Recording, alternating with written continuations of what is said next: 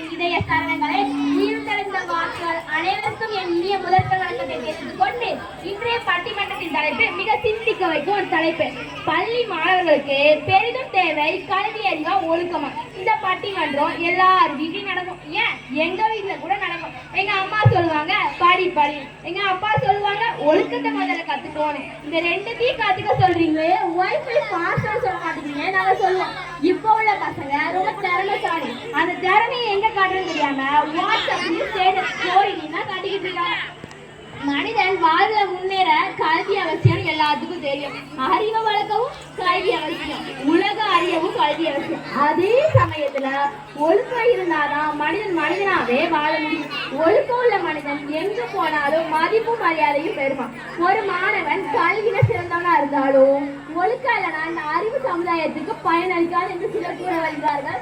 பகவதி அவர்கள், பான் அவர்கள், அவர்கள், காவி அவர்கள்.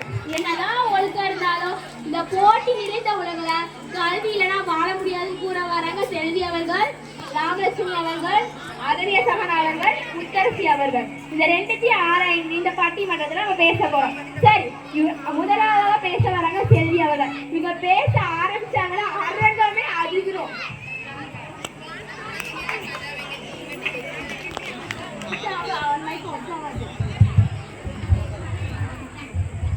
பள்ளியின் செயலர் மற்றும் தலைமை ஆசிரியர் அவர்களுக்கும் அதன் கிளைகளான ஆசிரியர்களுக்கும் மரத்தின் இலைகளான மாணவ மாணவிகளுக்கும் வந்திருக்கும் சிறப்பு விருந்தினருக்கும் இதை பார்த்து ரசிக்க வந்திருக்கும் பெற்றோர்களுக்கும் என் முதற்கண் வணக்கத்தை தெரிவித்துக் கொண்டு எனது உரையை தொடங்குகிறேன். நடுவர் அவர்களே, இன்றைய பட்டிமன்றத்தோட தலைப்பு என்ன தெரியுமா? பள்ளி மாணவர்களுக்கு பெரிதும் தேவை கல்வி அறிவா ஒழுக்கமா. இது கூட தெரியாம நீங்க பேச வந்திருக்கீங்க. தெளிவா இருக்கீங்களான்னு பார்த்தேன். நான் நல்லா தெளிவாதாமா இருக்கிறேன். மாணவர்களின் வாழ்க்கைக்கு பெரிதும் தேவை கல்வியா ஒழுக்கமா என்ற தலைப்பில் கல்விதான் முக்கியம் என்று ஆணித்தரமாக கூற வந்திருக்கிறேன். கல்வி எனும் வித்து அழிக்க முடியாத சொத்து, அல்ல முடியாத முத்து, அல்ல அல்ல குறையாதது, என்றென்றும் திகட்டாதது. நம்பிக்கை கைவிட்டாலும் நீ கற்ற கல்வி உன்னை கைவிடாது. நடுவர் அவர்களே, உங்ககிட்ட ஒரு கேள்வி. வந்ததுல இருந்து அதுதானமா பண்ணிக்கிட்டு இருக்கேன். சரி கேளு. நீங்க எதுக்கு இருக்கீங்க? பதில் சொல்ல தானே இருக்கீங்க. ஆமா ஆமா, அதுக்குதான் இருக்கிறேன். கல்விங்கிறது எத்தனை எழுத்து? 3 எழுத்து. முதல் 2 எழுத்தையும் படிக்கல, கடைசி எழுத்தையும் நடு எழுத்தையும் கடைசில இருந்து படிக்கல, முதல் எழுத்தையும் கடைசி எழுத்தையும் மட்டும் படிக்கல. நடுவர் அவர்களே, நீங்க எதுக்கு இவ்வளோ இளைஞர்களுக்கு கல்வி கொடை கொடுக்குறீங்க தெரியுமா? நீனே சொல்லிடுமா. கல்வி என்பது கல்லாக இருக்கும் மனிதனை வில்லாக வளைத்து கவி வாழ வைத்துள்ளார். கல்வி கற்றால் மருத்துவர், ஆசிரியர், விஞ்ஞானின்னு நிறைய ஆகலாம். கல்வி இல்லாம வாழ்க்கை ஒரு பூட்டு போட்ட பெட்டிய போல இருக்கும். அதனாலதான் மாணவர்களோட வாழ்க்கைக்கு கல்விதான் முக்கியம்னு சொல்றேன். ஒரு சின்ன கருத்து சொல்லட்டுமா நடுவர்களே? சின்ன கருத்து என்ன, பெரிய கருத்தே சொல்லுமா. ஒரு கிராமத்துல ஒரு ஏழை சிறுவன் இருந்தா. அந்த பையன் வீட்டுல கரண்ட் கனெக்ஷன் கிடையாது. ஆனா அவனுக்கு படிக்கணுங்கிற ஆசை இருந்துச்சு. அவன் எப்படி படிச்சிருப்பான்? தெரு விளக்குக்கு கீழே உட்காந்து படிச்சான். ரோட்ல போறவங்க எல்லாரும் அவனை கேலி பண்ணிட்டு இப்படி படிச்சு நீ என்ன ஆக போறன்னு கேட்டாங்க. ஒரு சில வருஷத்துக்கு அப்புறம் ஒரு பெரிய அதிகாரியாகி அந்த கிராமத்துல ஒரு ஸ்கூல்ல கேட்டான். ஆனா அவன் வாழ்க்கையை முன்னேற்றது பணமோ அதிர்ஷ்டமோ ஒழுக்கமோ இல்ல, அவன் படிச்ச கல்விதான். திரும்ப திரும்ப சொல்றேன், மாணவர்களோட வாழ்க்கை கல்விதான் முக்கியம்னு சொல்றேன்.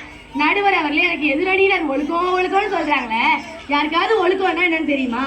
அம்மா அப்பா முன்னாடி மொபைல் போன் பார்க்காம படிக்கிற மாதிரி நடிக்கிறோமே, அதுவா உண்மையான ஒழுக்கம்? நடுவர் அவர்களே, ஒரு சின்ன கருத்து சொல்லட்டுமா? சொல்லுமா. ஆடியன்ஸ் இது உங்களுக்கும் சேர்த்துதான். ஒரு ஊர்ல என் பிள்ளை டான்ஸா இருக்கான், என் பிள்ளை கலெக்டா இருக்கான், நிறைய படிப்புகள் நமக்கு தெரியாதுன்னா இருக்கு. அப்படித்தானே நடுவர்களே? ஆமாமா இருக்குமா. என் பிள்ளை கலெக்டா இருக்கான், ஒழுக்கம்னு சொல்லிட்டு வீட்டுக்குள்ளதான் இருக்க முடியும். 4 பேர் முன்னாடி போய் என் பிள்ளை ஒழுக்கமா இருக்கான்னு சொல்ல முடியும்? என்ன படிச்சுக்கன்னு கேட்பாங்க, இல்ல ஒழுக்கமா இருக்குன்னு கேட்பாங்க. படிச்சிருக்கேன்னா கேட்பாங்க. ஒரு உதாரணத்துக்கு பொண்ணோ மாப்பிள்ளையோ பார்க்க போறோம்னு வச்சுக்கோங்க. முதல்ல என்ன படிச்சுக்கீங்கன்னு கேட்போமா, இல்ல ஒழுக்கமா இருக்கீங்கன்னு கேட்போமா? என்ன படிச்சிருக்கேன்னா கேட்போம். அப்ப இதுலயே கல்வி அறிவு தானே யூஸ் ஆகுது. இதுலயே உங்களுக்கு தெரிய வேண்டாமா ஒழுக்கத்துக்கு கல்விக்கு இடையில இருக்க வேறுபாடு? உங்களுக்கு புரிஞ்சிருச்சா இல்ல நல்லா விளக்கமா சொல்லணுமா? நல்லா புரிஞ்சிருச்சுமா. ஆனாலும் இப்போ உள்ள பசங்க ரொம்ப ஸ்மார்ட் தான். புத்தகத்துக்குள்ள பதில் கேட்டா தெரியாது, ஆனா வைஃபை பாஸ்வேர்ட் மட்டும் 2 நிமிஷத்துல கண்டுபிடிச்சிருவாங்க.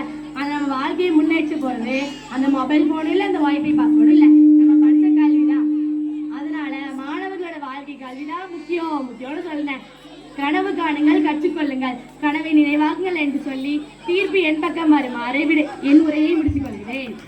செல்வி அவர்கள் சொன்ன மாதிரி கல்வி அறிவு இருந்தாதான் டாக்டர், ஆசிரியர், இன்னும் பல துறைகளை நம்ம மாணவர்கள் நுழைய முடியும். அருமையான கல்வியை பத்தி பேசினாங்க.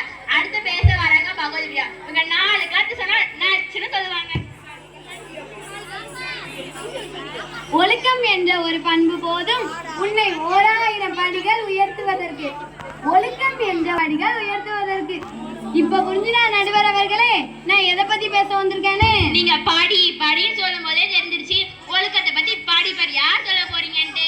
ஆமா நடுவர் அவர்களே, ஒழுக்கத்தை பத்தி படிப்படியாக தான் பேச வந்திருக்கேன். சரி, இந்த உலகத்திலேயே ரொம்ப பெருசுன்னு ரொம்ப முக்கியம்னு நம்ம எதை நடுவர் அவர்களே சொல்லுவோம்? நம்ம உயிரை தான் சொல்லுவோம். ஆனா அந்த உயிரை விட மேன்மையானது ஒழுக்கம்னு நம்ம திருவள்ளுவர் கூட சொல்றாங்க. அது தெரியுமா நடுவர் அவர்களே? தெரியுமே. ஒழுக்கம் விழுப்பம் தரலாம், ஒழுக்கம் உயிரினும் ஓம்பப்படும். ஒழுக்கத்தை உருவாக்கி வளர்ப்பதுதான் கல்வியோட தலையாய குறிக்கோள். ஒழுக்கம் இல்லாத கல்வியும் விளைச்சலை தராத வயலும் வீணானது. இந்த சமூகத்துல ஒழுக்கம் உள்ளவன் தான் மதிக்கப்படுவான், இல்லாதவன் தூற்றதான் படுவான்.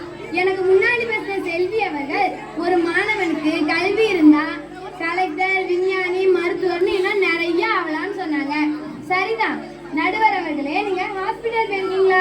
நேரத்துக்கு கூட எனக்கு காய்ச்சல் வந்துச்சுமா, ஹாஸ்பிட்டல் தான் போயிட்டு வந்தேன். அங்க உங்களை எப்படி நடத்துவாங்க? நல்ல அன்பா நல்ல மரியாதையா என்கிட்ட பேசுனாங்க. அந்த மரியாதையே ஒழுக்கத்துல இருந்தானே நடுவர் அவர்களே வந்துச்சு. இப்போ உதாரணத்துக்கு நான் தான் டாக்டர்னு வச்சுக்கோங்க, நீங்க தான் பேஷண்ட்னு வச்சுக்கோங்க.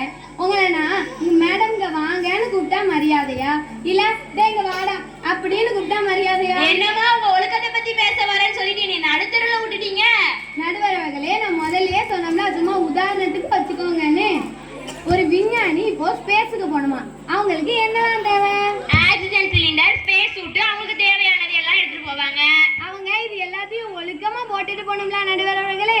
இல்லனா நான் ஒரு விஞ்ஞானி, நான் நிறைய படிச்சிருக்கேன் அப்படின்ட்டு போனாங்கன்னா, அப்படின்ட்டு ஸ்பேஸ் ஷூட் அணியாம போனாங்கன்னா அவங்களுக்கு என்ன ஆகுறது நடுவர் அவர்களே? மேல போய் ஆக்சிஜன் இல்லாம மூச்சு திணறி இறந்துருவாங்க.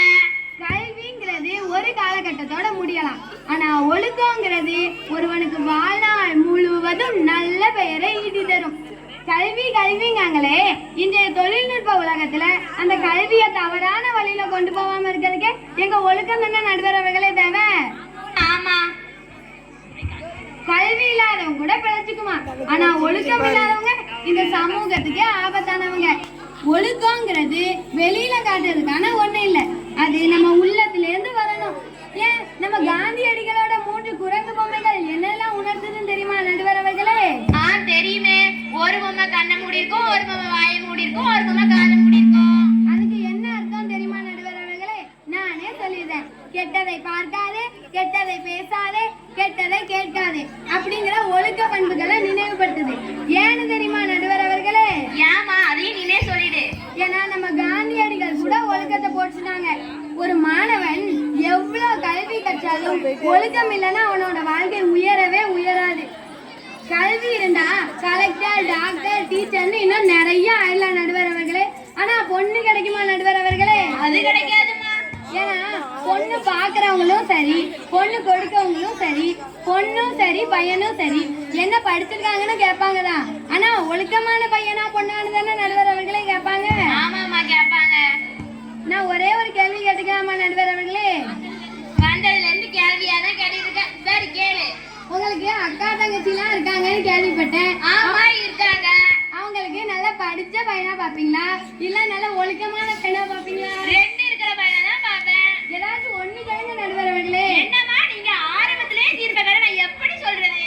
மாணவர்களோட வாழ்க்கைக்கு பெரிதும் தேவை கல்வி அறிவா ஒழுக்கமாங்கிற குழப்பத்துல ஒழுக்கம் தான் முக்கியம் முக்கியம் முக்கியம்னு 3 தடவை இல்ல 300 தடவை சொல்வேன் என்று கூறி எனது உரையை முடித்துக்கொள்.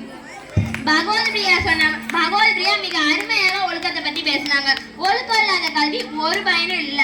ஒழுக்கம் இருந்தாதான் இந்த உலகத்துல நம்மளால வாழ முடியும். அடுத்து பேச வராங்க ராமலட்சுமி அவர்கள். பார்க்கதான் அமைதியா இருப்பாங்க, பேச ஆரம்பிச்சுட்டாங்கன்னா வாயவே மூட முடியாது. அன்பிற்குரிய நடுவர் அவர்களுக்கும் மதிப்பிற்குரிய ஆசிரியர்களுக்கும் எனது அன்பு நண்பர்களுக்கும் எனது அன்பான வணக்கங்கள். கேளில் விழி செல்வம் கல்வி ஒருவனுக்கு மாடல்ல மற்றவை அவை என்று யார் சொன்னார் தெரியுமா நடுவர்? இப்ப நீ தானமா சொன்ன. இப்ப நான் சொன்ன நடுவர் அவர்களே, ஆனா இது எழுதியவர் யார் நடுவர் அவர்களே? அது திருவள்ளுவர். சரியா செய்ய நடுவர் அவர்களே. அதாவது அதன் பொருள் ஒருவனுக்கு அளவில்லாத மிகப்பெரிய செல்வம் கல்விதான், மற்ற செல்வங்கள் எல்லாம் நிலைநிற்காது என்பதே அதன் பொருள். கல்வி என்பது அறிவை வளர்க்கும் ஒரு பெரிய ஆயுதம். செல்வி அவர்கள் கூறியது போல மருத்துவர், ஆசிரியர், விஞ்ஞானி போன்ற உயர்ந்த நிலைகளை அடைய கல்வி அவசியம். கல்வி இல்லாமல் மனிதன் தனது திறமைகளை வெளிப்படுத்த முடியாது. இன்றைய உலகிற்கு முன்னே கல்வி மிகவும் அவசியமாயிற்று. எனது எதிரணியினர் சொன்னாங்க, ஒழுக்கம் தான் பெரிய சொத்து. இப்போ நம்ம வீடு கட்ட போறோம் நடுவர், அந்த ஒழுக்கம் வீடு கட்ட முடியும் இல்ல. நம்ம நல்லா படிச்சு வேலைக்கு போய் கை நிறைய சம்பாதிச்சு அதுக்கப்புறம் தானே வீடு கட்ட முடியும். ஆமா சவுண்ட்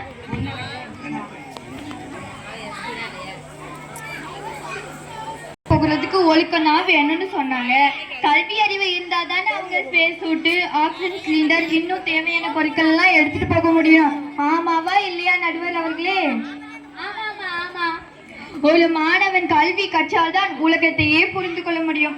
எனது எதிரணியினர் ஒழுக்கம் இருந்தாதான் டாக்டர்ஸ்லாம் மரியாதையா நடத்துவாங்கன்னு சொன்னாங்க. சரி, அவங்க ரொம்ப நல்லவளா இருக்கட்டும், நல்லா பேசலாம், நல்லா மரியாதையா நடந்து கொள்ளலாம்.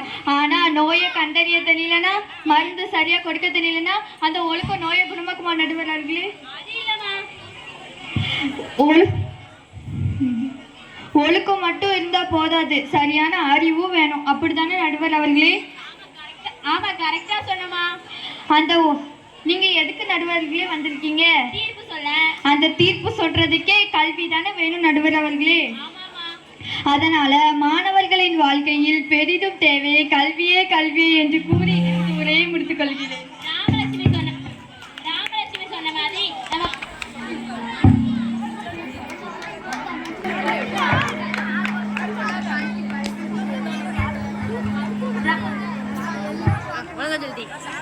சொல்லி அது நம்ம படிச்சாதான் நம்ம திறமைகளை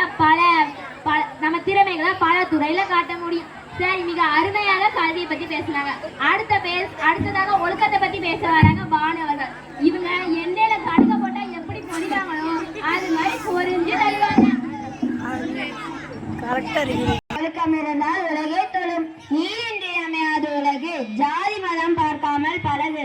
ஒழுக்கமே நம் உண்மையான அழகு. பூவில் தேனின் மனம் நுகர்ந்து பறந்து தேனி சூழ்வது போல் அழியா ஒழுக்கம் அமைந்திருந்து அவர் உலகே தொழுதிடுமே. அப்படிதான் நடுவரவர்களே? ஆமாமா ஆமா. எனக்கு முன்னாடி ராமலட்சுமி அவர்கள் சொன்னாங்க, கல்வி இருந்தாதான் வேலைக்கு போக முடியும்னாங்க. நான் இப்ப சென்னைக்கு போறேன். எனக்கு ஒருத்தவங்க வேலை போட்டு தராங்க. அவங்களுக்கு நேர்மையாகவும் உண்மையாகவும் இருந்தா எனக்கு சன்மானமும் தராங்க, பதவி உயர்வும் தராங்க. இதுக்கு எதுக்கு கல்வி நடுவரவர்களே? எந்த ஒன்றும் நிலைத்து நிற்க ஒரு நேர்த்தி வேண்டும். அதுவே ஒழுங்கு, அதுதான் ஒழுக்கம். நீங்கள் வாழ்ந்த வாழ்க்கையும் உங்கள் பெயரும் நீங்கள் வாழ்ந்த வாழ்க்கையும் இந்த உலகில் அழியாதது. அது நிலைத்து நிற்க வேண்டும் என்றால் நீங்க ஒழுக்கத்தையே கடைபிடித்து ஆக வேண்டும். அப்படிதான் நடுவரவர்களே? ஆமாமா கரெக்டா சொன்னேன். சினம், பொறாமை, பிறல் பொருட்களுக்கு ஆசைப்படுதல் ஆகிய நான்கை நீக்கி ஒழுக வேண்டும் என்று திருவள்ளுவர் கூறியுள்ளார்.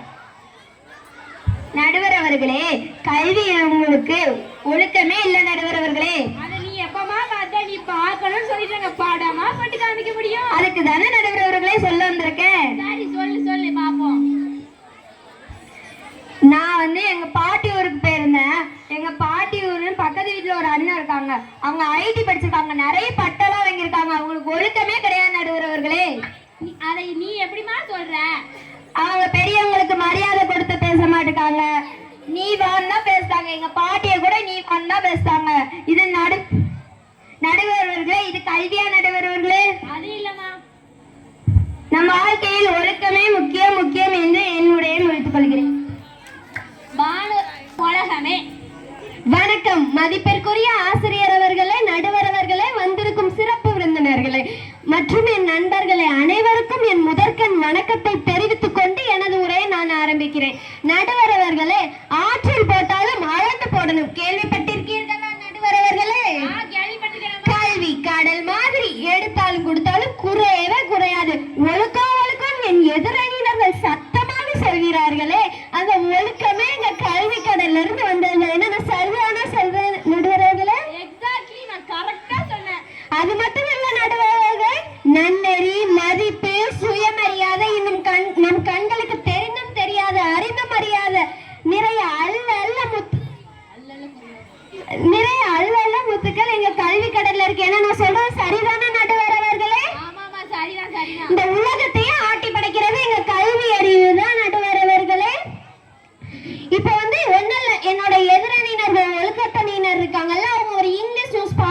வச்சுப்போமே. அப்ப அதை பார்க்கறதுக்கும் அதை புரிஞ்சுக்கிறதுக்கும் உங்களுக்கு என்ன தேவை நடுவர் அவர்களே? கல்வி அறிவுதாம்மா தேவை. நம்ம காமராஜர் ஐயாவே கல்வி அறிவு மிகவும் தேவைன்னு சொல்லியிருக்காங்க. எப்படி தெரியுமா? நான் ஒரு குட்டி கதை உங்களுக்கு சொல்லட்டுமா? உண்மையான சம்பவம் நடுவர் அவர்களே இது. சரி சொல்லுமா. நம்ம காமராஜர் ஐயா இருக்காங்கல்ல, அவங்க ஒரு கிராமத்துக்கு போயிருக்காங்க. அப்ப கொஞ்சம் பசங்க எல்லாம் மாடு மேய்ச்சிட்டு இருந்தாங்க. அப்ப நம்ம காமராஜர் ஐயா போய் அந்த பசங்களை கேக்குறாங்களா, அதுக்கு அந்த பசங்க நம்ம காமராஜர் ஐயா வந்து அந்த பசங்களை போய் கேட்டாங்களா, ஏன் பசங்களாம் நீங்க போய் மாடு மேய்ச்சிட்டு இருக்கீங்க, நீங்க பள்ளிக்கூடத்துக்குலாம் போகலையான்னு கேட்ட வார்த்தைக்காக நான் அந்த பசங்க சொன்னாங்களா, எங்க ஊர்ல பள்ளிக்கூடம் இல்ல, அப்படியே போனாலும் 7-8 கிலோமீட்டர் நடந்துதான் போகணும்னு சொன்ன ஒரு வார்த்தைக்காக நம்ம காமராஜர் ஐயா ஒரு கிராமத்துக்கு குறைந்தபட்சம் ஒரு பள்ளியை நிறுவி சத்துணவு திட்டம் போன்ற அனைத்து வசதிகளும் பள்ளி மாணவர்களுக்கு செய்து கொடுத்தார். பணம் எண்ணுவதற்கு என்ன தேவை நடுவர் அவர்களே? கல்வி அறிவுதாம்மா தேவை. ஒழுக்கம் ஒழுக்கம் என் எதிரணியினர்கள் மூச்சுக்கு 300 தடவை சொல்றாங்களே, அந்த ஒழுக்கத்தை கத்துக்கிறதுனால எங்க கல்வி அறிவு அவங்களுக்கு தேவைப்படுது. சரிதானே? சரிதான் சரிதான். இப்போ நம்ம ஒரு போக்குவரத்துல பஸ்ல போறோம்னு வச்சுக்கோங்களேன், அதுக்கு ஃப்ரெண்ட் போர்ட படிக்கிறதுக்கு என்ன தேவை நடுவர் அவர்களே? கல்வி அறிவுதாம்மா தேவை. கல்வி என்பது வாழ்க்கை மாற்றும் ஒரு சக்தி ஆகும். ஒரு ஏழை குடும்பத்தில் பிறந்த மாணவன் கூட கல்வி மூலம் உயர்ந்த நிலையை அடைய முடியும். இதுக்கு எக்ஸாம்பிளா பெஸ்ட் எக்ஸாம்பிள் நான் சொல்லட்டுமா உங்களுக்கு? டாக்டர் ஏபிஜே அப்துல் கலாம் ஐயா உங்களுக்கு தெரியுமா நடுவர் அவர்களே? எனக்கு மட்டும் இல்ல, எல்லாத்துக்கும் அவரை தெரியுமே. அவர் ஏழை குடும்பத்துல பிறந்து குட்டி கிராமம், அந்த யாருக்குமே தெரியாத கிராமத்துக்குள்ள பிறந்து வளர்ந்து ஒரு பெரிய சயின்டிஸ்ட் ஆகி அந்த கிராமத்தை வெளிக்கொண்டு வந்து நம்மளோட சமுதாயத்துல ஒரு அடையாளத்தை பதிச்சு வச்சுட்டுதான் நம்ம ஏபிஜே அப்துல் கலாம் ஐயா போயிருக்காங்க.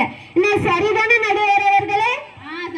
கல்வி மனிதனுக்கு சிந்திக்கும் திறனை வழங்குகிறது, சமூகத்தை மாற்றும் சக்தியும் கல்வி தருகிறது.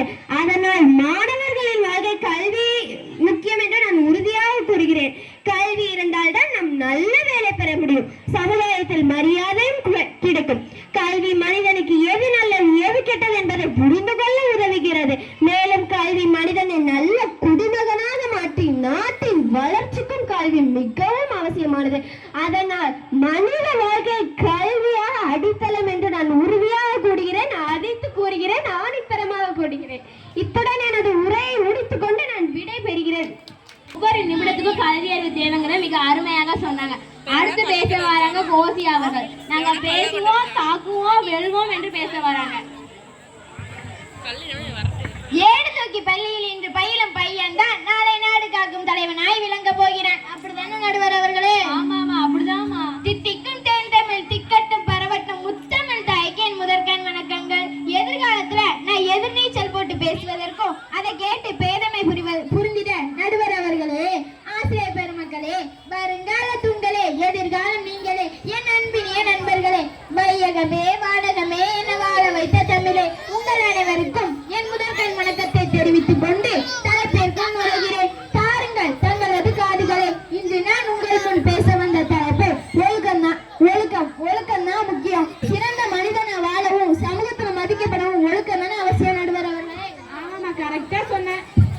ஒழுக்கங்கிறது வெறும் விதிகளை பின்பற்றுவது மட்டுமல்ல நடுவர் அவர்களே, நம் நல்வழியில வாழ்ந்து மற்றவங்களுக்கு முன்மாதிரியாவும் இருக்கணும். அதான் ஒழுக்கம். ஒழுக்கம் உயிரினும் ஓம்பப்படும்னு திருவள்ளுவர் அவர்களே சொல்லியிருக்காங்க. அப்ப ஒழுக்கம் தானே அவசியம். ஆமாமா, ஒழுக்கம் தான் அவசியம். நடுவர் அவர்களே, நீங்க இழந்த செல்வத்தை மீண்டும் பெற்றுவீங்க, அப்படித்தானே? ஆமா, பெற்றுவேன். ஆனா நீங்க ஒழுக்கத்தை இழந்துட்டீங்கன்னா அது உங்க உயிரை இழப்பதற்கே சமமாகிவிடும் நடுவர் அவர்களே. ஆமா, கரெக்டா சொன்னேன். நடுவர் அவர்களே, உங்களுக்கு மனுநீதி சோழனுடைய கதை தெரியுமா? தெரியுமே. மனுநீதி சோழனுடைய மகன் தேர்ல வரும்போது கண்ணுக்குட்டியை கொண்டனால அவனுடைய மகனையே தேரை அவர் மேல ஏத்தி கொண்டுட்டாங்க மனுநீதி சோழன். அந்த காலத்துல ஆட்சி செஞ்ச மன்னர் கூட ஒழுக்க நெறியோட தான் வாழ்ந்திருக்காங்க. அப்ப ஒழுக்கம் தானே அவசியம் நடுவர் அவர்களே? ஆமாமா, ஒழுக்கம் தான் அவசியம்.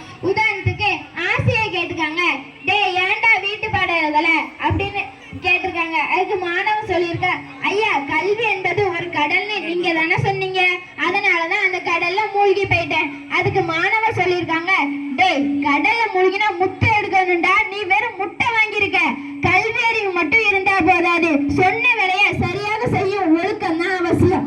ஒழுக்கம் தவறி பெறும் பட்சி கல்வியின் நோக்கத்தையே சிதைத்து விடும். நடுவர் அவர்களே, கல்வி இல்லைன்னா ஒழுக்கம் யூஸ்லெஸ்ன்னு சொல்றாங்க எதிரணியினர்.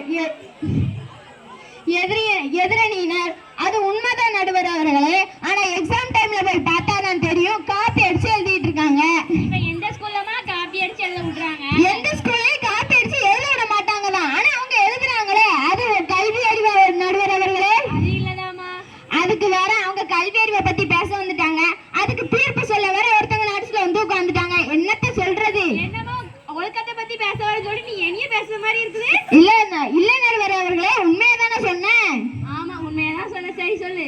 ஒழுக்கம் தான் முக்கியம் என்று சொல்லி என் உரையை முடித்துக் கொள்கிறேன். கோசிகா அவங்க கருத்தை மிக அருமையாக சொன்னாங்க. அப்போ உள்ள அரசர்கள் எல்லாம் ஒழுக்க தவறாம மிக அருமையாக ஆட்சி சொன்னாங்க.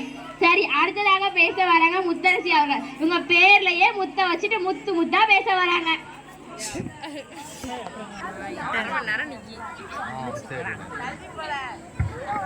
என் மதிப்புக்குரிய சிறப்பு விருந்தினர் அவர்களுக்கும் என் பள்ளி தலைமையாசிரியர் அவர்களுக்கும் அன்பான ஆசிரியர் பெருமக்களுக்கும் மற்றும் என் இனிய நண்பர்களுக்கும் எனது அன்பான வணக்கங்களை தெரிவித்துக் கொள்கிறேன். இன்றைய இந்த அழகான நிகழ்ச்சியில் உங்களுடன் சேர்ந்து பேசும் வாய்ப்பு கிடைத்ததில் எனக்கு மிகுந்த மகிழ்ச்சி அளிக்கிறது. ஒவ்வொரு நாளும் புதியதை கற்றுக்கொள்ளும் நல்ல வாய்ப்பை நமக்கு அளிக்கும் நமது பள்ளி தலைமையாசிரியர் அவர்களுக்கும் ஆசிரியர் பெருமக்களுக்கும் நன்றி தெரிவிக்கிறேன். கல்வி கற்க கசடர கற்பவை கற்றபின் நிற்க அதற்கு தக என்று திருவள்ளுவர் கூறியுள்ளார். இதன் மூலம் கல்வியும் முக்கியத்துவம் தருகிறது. நடுவர் அவர்களே, கல்வி பெற்றால் மனிதன் நல்ல அறிவு, நல்ல நிலை, நல்ல எதிர்காலம் பெறுவான். எனவே மாணவர்களின் வாழ்க்கைக்கு பெரிதும் தேவை கல்வியே என்று கூறுகிறேன். நடுவர் அவர்களே, கோசிகா நீதி தவறாம மன்னர் தான் ஆட்சி செஞ்சாங்க. கோசிகா அவர்கள் நீதி தவறாம மன்னர் தான் ஆட்சி செஞ்சாங்கன்னு சொன்னாங்க. ஆனா அந்த நீதியே எங்க கல்வி அடிப்படையா வந்ததுன்னு தெரியாம பேசுறாங்க. நடுவர் அவர்களே, நான் தெளிவா எடுத்து சொல்லட்டுமா? மன்னர்கள் ஆட்சி செய்வதற்கு ஆயக்கலைகள் 64 தெரிஞ்சிருக்கணும். கல்வியறிவு, பேச்சு, எழுத்தாற்றல், கணிதம், நாடகம் நிறைய பெற்றிருந்தாலும் நடுவர் அவர்களே மன்னர்கள் ஆட்சி செய்ய முடியும். பள்ளியில் தூங்கியவன் கல்வி இழந்தான், கல்வி இழந்தவன் வாழ்க்கையை இன்னும் நீந்தி கரையை கடக்க முடியாது. நடுவர் அவர்களே, அதை புரிஞ்சுக்கோங்க. கற்றோருக்கு சென்ற இடமெல்லாம் சிறப்பு. என்ன சரிதான நடுவர் அவர்களே? கல்வி ஒரு சக்தி வாய்ந்த கருவிதான். ஆனால் அது அதற்கு மேல் மனிதனை முழுமையாக உருவாக்கும் ஒரு வாழ்க்கை முறையாகும். கல்வி வெறும் கருவியாக மட்டுமல்ல, வாழ்க்கையை கல்வி வெறும் வேலைக்காகவோ அல்லது பணம் சம்பாதிக்கவோ ஒரு கருவியாக மட்டும் பார்க்கக்கூடாது. அது மனிதனின் நெறிமுறைகள், பண்புகள் மற்றும் மனித நேயத்தை உருவாக்கும் முக்கியமான பகுதிதான் கல்வி. முன்னதாக பேசிய அனைவரும் மிகவும் அழகாக தங்கள் கருத்துக்களை பகிர்ந்துள்ளனர். என் கருத்துப்படி கல்வி அனுபவம் இரண்டும் மனித வாழ்க்கையில் முக்கியமானவை. கல்வி நமக்கு அறிவை தருகிறது. ஒரு மனிதனுக்கு புத்தக அறிவு மட்டும் இருந்தால் போதாது, அதை வாழ்க்கையில் பயன்படுத்தும் திறனும் இருக்க வேண்டும். அதனால் கல்வி அனுபவமும் சேர்ந்திருந்தால் தான் மனிதன் முழுமையான வெற்றியை அடைவான். இத்துடன் என் உரையை முடித்துக் கொள்கிறேன். நன்றி. நாங்கள் பேசினோம், மக்கள் ரசித்தார்கள், வெற்றி முடிவாது என்று மிக அருமையாக முத்தரசி அவர்கள் பேசினாங்க. அடுத்ததாக பேச வரவங்க காவியா அவர்கள். இவங்க ஆளு பார்க்க சிறுசாதான் இருப்பாங்க, ஆனா பேசல வானத்துக்கு பூமிக்கு கொதிப்பாங்க. முக்கணியில் சிறந்ததுமா, ஆங்கில மாதங்களில் சிறந்ததுமே, தமிழ் மாதங்களில் சிறந்தது தை. இம்மூன்றெழுத்தையும் சேர்த்து மேதைகளாக அமர்ந்திருக்கும் நடுவர் அவர்களுக்கும், அறிவில் சிறந்த ஆசிரியர் பெருமக்கள் அவர்களுக்கும், என் உடன் பிறவாத சகோதர சகோதரி அவர்களுக்கும், வந்திருக்கும் சிறப்பு விருந்தினர் அவர்களுக்கும் என் முதற்கண் வணக்கத்தை தெரிவித்துக் கொண்டு எனது உரையை ஆரம்பிக்கிறேன்.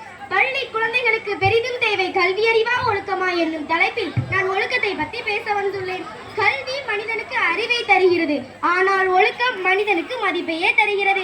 ஒழுக்கம் இல்லாத கல்வி என்பது ஸ்டியரிங் இல்லாத கார் போல, அது ஓடும் ஆனால் சரியான இடத்துக்கு போகாது. அதனால் மாணவர்களே, முதலில் ஒழுக்கத்தை கற்றுக்கொள்ளுங்கள். இந்த காலத்துல கல்வி இல்லாதவன் கூட பிழைத்துக் கொள்வான், ஆனால் ஒழுக்கம் இல்லாதவன் சமூகத்திற்கே ஆபத்தானவன். ஒழுக்கமே ஒருவனை முழுமையான மனிதராக்குகிறது. ஒழுக்கம் ஒரு மனிதனின் அடையாளம். ஒழுக்கம் இருந்தால் உயர்வு உண்டு, ஒழுக்கம் இல்லாவிட்டால் உருவமே இல்லை. ஒழுக்கம் தான் மனித வாழ்விற்கு மிக மிக முக்கியமானதுன்னு சொல்லுவேன். இப்ப நம்ம எப்படி பேசுறோம், எப்படி மற்றவங்களை நடத்துறோம் என்பது எல்லாமே ஒழுக்கத்தின் அடையாளங்கள். என் எதிரணியினர் அகதியா அவர்கள் சொன்னாங்க, கல்வி என்பது கடல் மாதிரி, அதுல இருக்கக்கூடிய ஒரு முத்து தான் ஒழுக்கம்னு சொன்னாங்க. அந்த ஒழுக்கம்ங்கிற ஒரு முத்து இல்லைன்னா அந்த கல்வி கடலை வீணாய் நடுவர்களே. ஆமாமா, அது கடலே வீணாய் போயிடும். அதே மாதிரி இன்னொன்னு சொன்னாங்க, நீங்க கவனிச்சீங்களா? நீ சொல்ல. இல்ல, நம்ம பேருந்துல போக முன்னாடி இருக்க போர்ட்ல இது என்ன ஊருன்னு வாசிக்க கூட கல்வி அறிவு தான் தேவைன்னு சொன்னாங்க. ஆமா சொன்னாங்க. ஏன் பக்கத்துல இருக்க டிரைவர்கிட்ட கேட்டா கூட சொல்லுவாங்க எந்த ஊர் வழியா போகுது. இதுக்கு எதுக்கு நடுவர்களே கல்வி அறிவு? ஆமாமா, கரெக்டாதான் சொன்ன. சரி சரி, ஒண்ணுமே புரியாம பேச வந்துட்டாங்க. என்ன செய்ய இவங்களை வச்சு? விவேகானந்தர் சொல்லியிருக்காரு, wealth is lost, nothing is lost, health is lost, something is lost, but character is lost, everything is lost. அதாவது நடுவர் அவர்களே, ஒரு மனிதனிடம் இருக்கக்கூடிய பொருள் வளம் அல்லது செல்வ வளம் குறைந்தால் கூட அதை மறுபடியும் நம்ம வேலைக்கு போய் சேர்த்து வச்சுக்கலாம். சரி, இப்ப நம்மளோட உடல் ஆரோக்கியம் குறைஞ்சுன்னு வச்சுக்கோங்களேன், ஒரு சில இழப்புகள் தான் ஏற்படும். ஆனால் ஒவ்வொரு தனி மனிதனும் சமுதாயத்தில் அவனுடைய ஒழுக்கத்தை இழந்தால் அவன் உயிர் வாழ்ந்தே பிரயோஜனம் இல்லை. அவன் ஒரு செத்த குணத்துக்கு சமம் நடுவர் அவர்களே, அவன் ஒரு செத்த குணத்துக்கு சமம். அதனால நடுவர் அவர்களே, பள்ளி குழந்தைகளுக்கு பெரிதும் தேவை ஒழுக்கம்னு சொல்லுவேன். இப்ப ஒழுக்கத்தை பத்தி ஒரு உண்மையான கதையை சொல்லுதேன் பாருங்க. ஏன் அது நம்ம இந்த ஸ்கூல்ல கூட நடந்திருக்கு. ஒரு ஓட்டப்பந்தயம் வச்சாங்க. அதுல ஃபர்ஸ்ட் ஒரு பையன் போறான், செகண்ட் ஒரு பையன் வரான். செகண்ட் வந்த பையன் கல்லு தட்டி கீழே விழுந்துட்டான். ஆனா ஃபர்ஸ்ட் இருக்க பையன் என்ன செஞ்சிருக்கான் நடுவர்களே?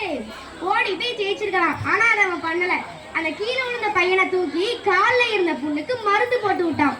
ஆனா அந்த மூணாவதா அந்த பையன் இவங்க ரெண்டு பேருமே நமக்கு போட்டி இல்லை, அவன் ஃபர்ஸ்ட் போய் ஜெயிச்சிட்டான். ஆனா அந்த பிரைஸ் கொடுக்குறவங்க இருக்காங்க பாத்தீங்களா, அவங்க ரொம்ப அறிவானவங்க. அவங்க என்ன தெரியுமா செஞ்சிருக்காங்க?